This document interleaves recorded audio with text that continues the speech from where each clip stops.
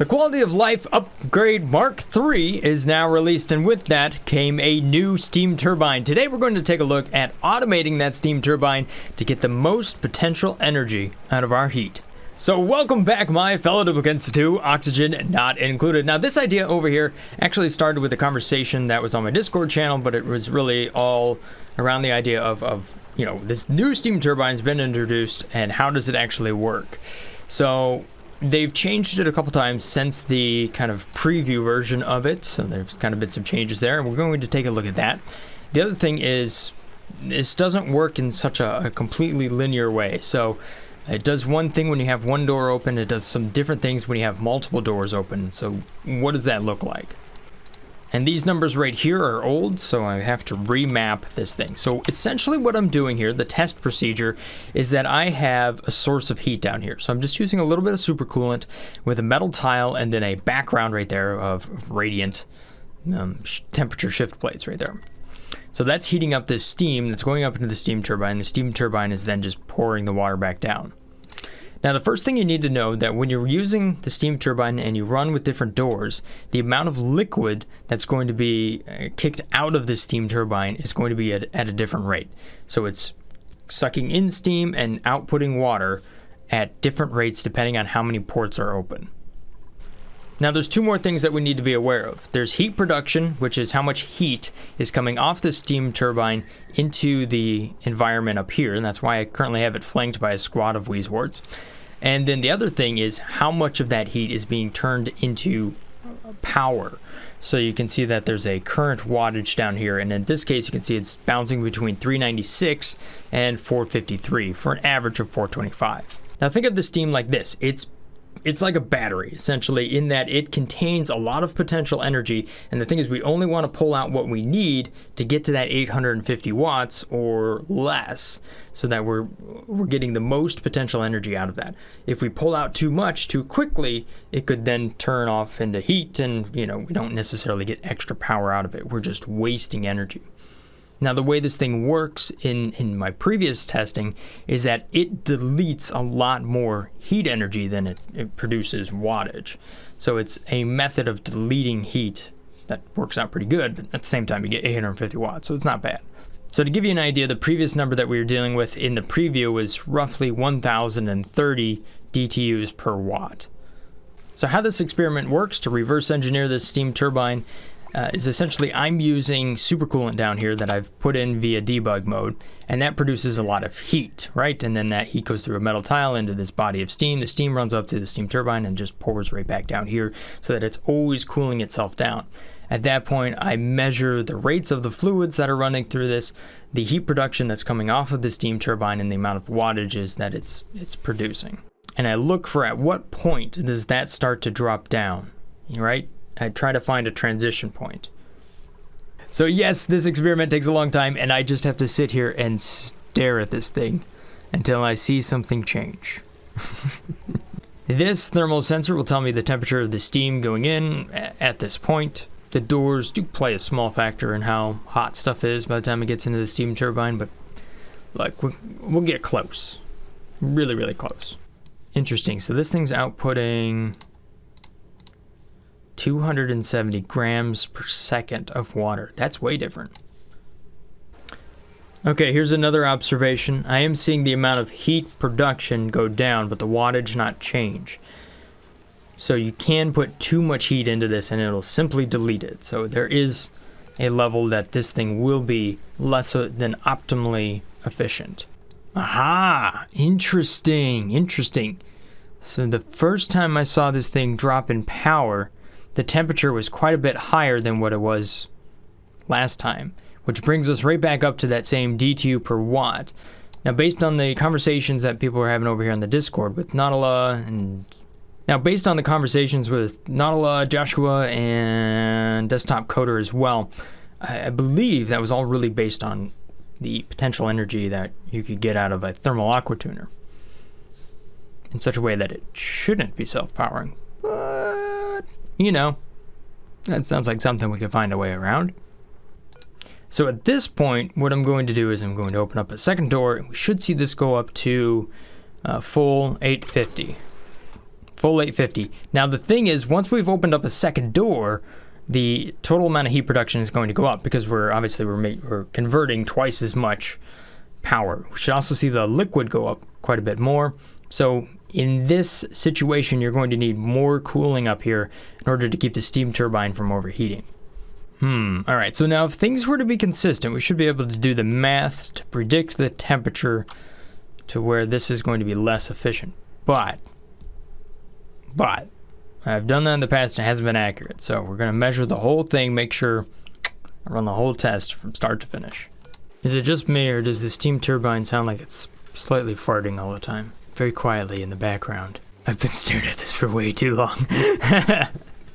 Come on. Oh, this is when I should see 500 degrees, maybe?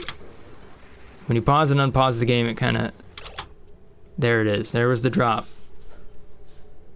So it's about 95,000 DTUs. Which puts Fortnite... Okay, yep, see? Things are lining up here, man. Look at that. There's a new Humble Bundle, blockchain and cryptocurrency. This is a learning reference for programming, learning about blockchains, how they work, and potentially how to build your own. Maybe you can make a little Bitcoin just for me. As you can see right down here, I'm partnered with Humble Bundle, so if you use the link in the description below, you not only will you help support me, but a couple of great charities. You can pay what you want, and you can choose where your money goes, but it doesn't look like they accept Bitcoins. Ooh. At any rate, thank you guys for your support, and have a wonderful day. Alright, so the test has been performed, the results have been tabulated. Let's take a look at the result here. Now this turned out nice and predictable. I mean, just as I was expecting it to be. Boom, just like that. So the first and foremost thing to remember here is that if you run one single door, you're not going to get 850 watts. Matter of fact, the efficiency temperature of one single door is lower than if you have two doors open. So if you're looking to get the most out of your steam, you will always run 2 ports or more. If you need to kind of keep this area up here cold so that the steam turbine does not overheat, then you might want to use just one single door right there so that you can kind of keep that down.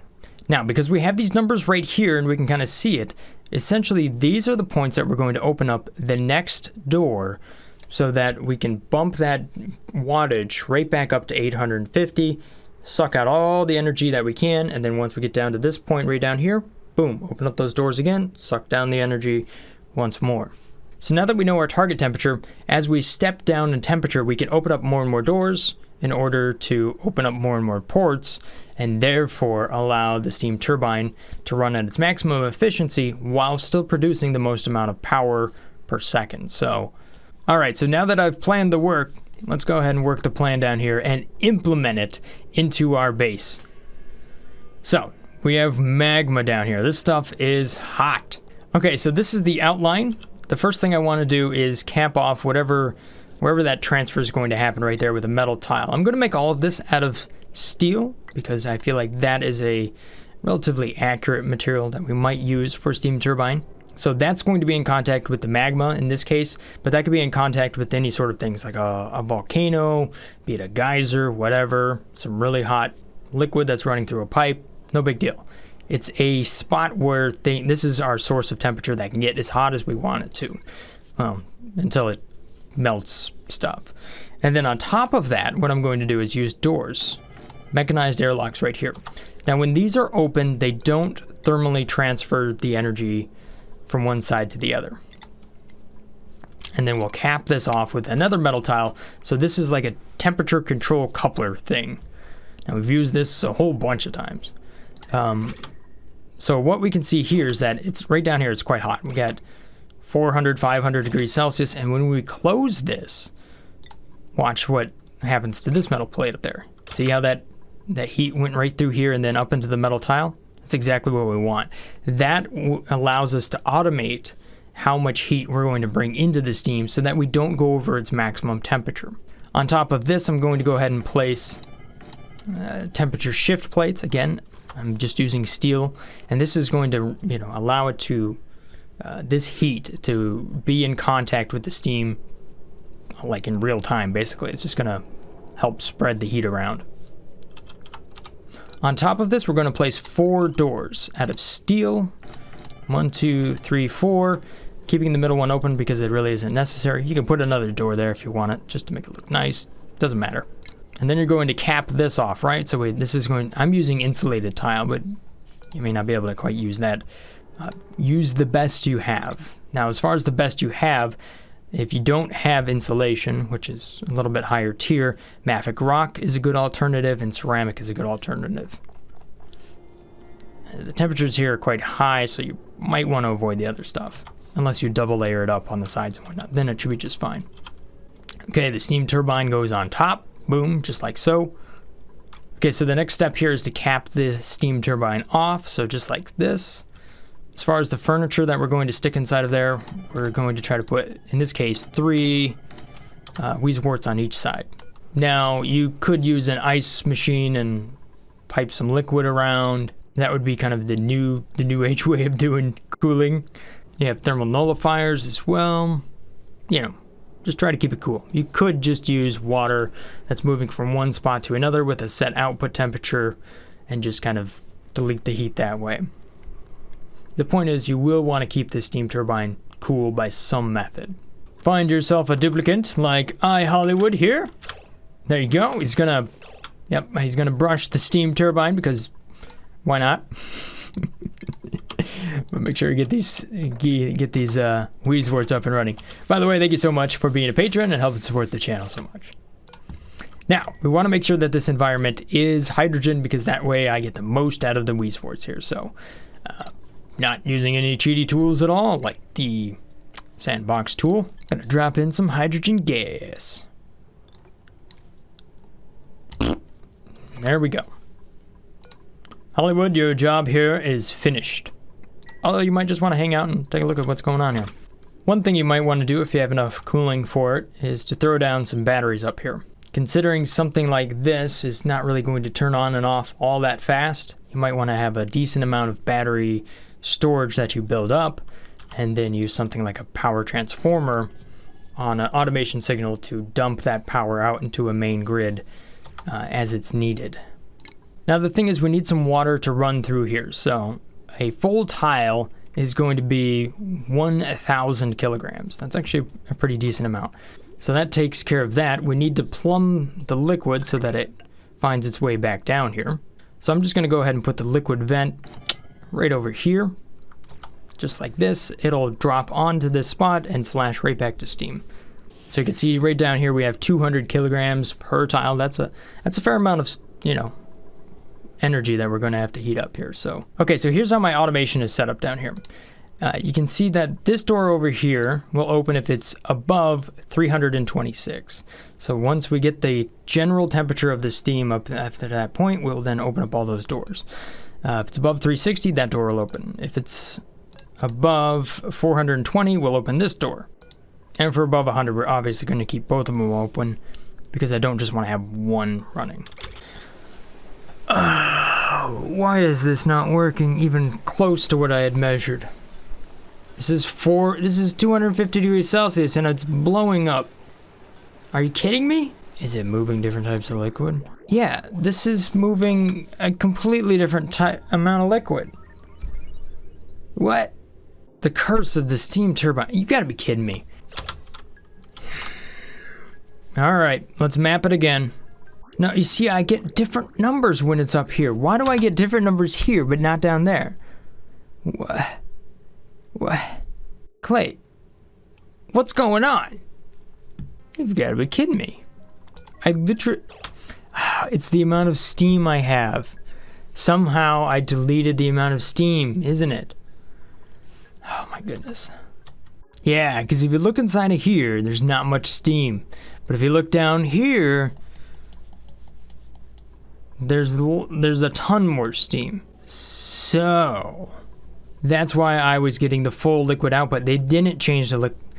Oh my gosh. Let me readjust these numbers. I know that this is good, right? So all I have to do is change this back to that, and I should be good to go. But it's going to adjust all the temperatures in Celsius. Okay, but that's actually a decent observation. If you have less steam that is in your steam basin, it could be at a higher temperature because you're not moving as much of it through the turbine. Huh. Okay, so, okay. Man, here I was thinking I just like totally messed up. No, it has to do with how much steam is down there. So you can run things at higher temperatures if you want to, in case it wasn't complicated enough. In theory, I've only been at this for hours and hours and hours and hours at this point. Okay, well, these results, they're nice and predictable. So this is my final answer. My final answer for now. You can see that the fluids that are running through there are nice and round so that they look perfect. We got 400, 800, 1200, 1600, and 2000. The difference there was that I made sure I had a lot of steam down here. I started off with 1,000 kilograms or so, and that gave this steam turbine enough pressure. Now, if you want me to map this out pressure per watt and temperature and whatnot, you can clearly see that if we run less steam through the unit, it has to run at a higher temperature. But I'm not going to map that. And maybe if I get 1,000 likes on this video, maybe then I'll do that, because it might be useful for rockets, because they give off steam at like 900 degrees. But for most things, less temperature is more better. Okay, anyhow, 356 degrees is the highest temperature here. 2 doors, you can see that, boom, right there. 269 and below with 4 doors with all ports open at everything below 200 degrees. You can see the heat production. You know that you are not efficient if you're above 48,000 with 1 port open, or if you're above 93,000, then you're also probably going to be wasting a little bit of heat. It's right in between 93 and 94,000, but whatever. So armed with this information, newly updated for the 4th time, I can now go down here and set this thing up for real. And hopefully this time it'll work. Okay, so let's automate the system down here. If this goes above 356 degrees Celsius, then we want to open it up and allow nothing through here. If this is below 356, then hey, I want it to be open. That way I always have 2 of these open, because I really don't want to run this with just 1 port open. If this is below 269, then that will operate. That 269, there you go, good job. If this one is below 225, then I want it to be open. If this one here is below 200, then I want it to be open. And as soon as I deconstruct this, we'll get the full operational test of the steam turbine in the game as per Quality of Life 3. So, check it out. Here we go. The temperature is increasing. We're up to 147 degrees Celsius. The steam temperature here, by the time it gets up to the turbine, is still at 125 or below that. But once it gets above that, it will start to operate. So we're starting to get a little bit of power out of this. The temperature's increasing. That door closes. It's going to cycle a little bit. So now we're using less and less water, right? Less and less steam to get the same amount of power. But we're increasing the heat while we're doing this. So now we're above 200 degrees Celsius at the inlet. But you can see down here it's a little bit hotter. Maybe a couple temperature shift plates right back here might be a good way to go, just to keep it all the same. But I think once we get up and running, it won't be a big deal. And there we go. We've now turned it off. We're not adding more heat. Maybe we don't want this thing to cycle open and close all the time. Just to say, let's just deconstruct that, okay? Okay, so what I'm seeing here is that the temperature that's moving from here to there, it's not quite as balanced as it should be. So it's a little bit hotter actually at the top here. So let's try to do this. I'm just really going to try to even everything out. You can see this is running at 830 watts right there. So it's close, but it's not wasting any power. It did jump above a little bit there, but we're never really generating 850 watts. We're just below it. So those temperature shift plates did it. All right, so there you have it. That steam turbine is running at just about 100% efficiency. You can see it's generating 845 watts. 846, 850. It doesn't really ever go above 93,000. It does a little bit of this, just slightly, but that's like perfect right there. We're not wasting any power. Beautiful. Beautiful. I love it. And you can see that we're drawing the temperature out of this magma. So let's go ahead and do this number real quick. We're going to close off the magma here so that it's, you know, as if we don't have a whole lot of it. And we'll see how this thing operates as it starts to cool down. So you can see down here there's still some residual heat in the metal tile. So that temperature is dropping. Can it keep up with the steam turbine as it's actually deleting that heat? You can see it's... everything here is just super red, but... whoa, whoa, whoa, whoa. There we go. Yeah, 344, 343. You can see that the wattage, the output of this steam turbine continues to drop at this point.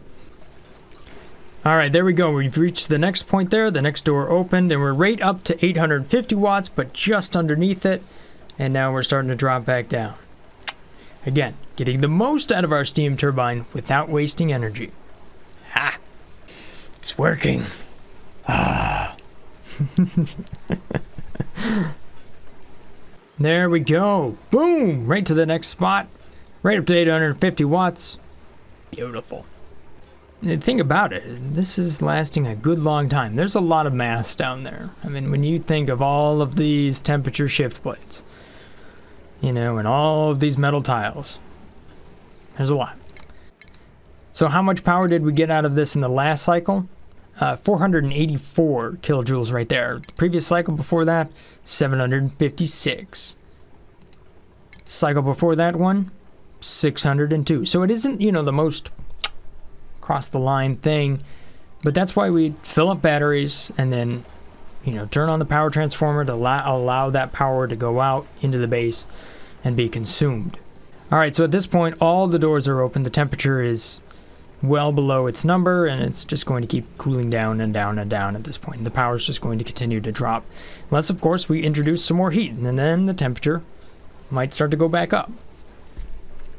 At this point, though, the automation behind this steam turbine should make sure that we don't waste power, and we can get the most out of whatever it is we're putting into it. So hopefully you guys have enjoyed this little episode here of Oxygen Not Included. If you got some ideas for me, go ahead and leave them down there in the comment section below. If this looks like the channel for you, I do this stuff all the time, consider hitting that subscribe button. Thanks for watching, guys. Have a great day. Stay awesome. Peace. Mr-Brothgar out. Take that, steam turbine! Ha! Ha! I got you this time! What?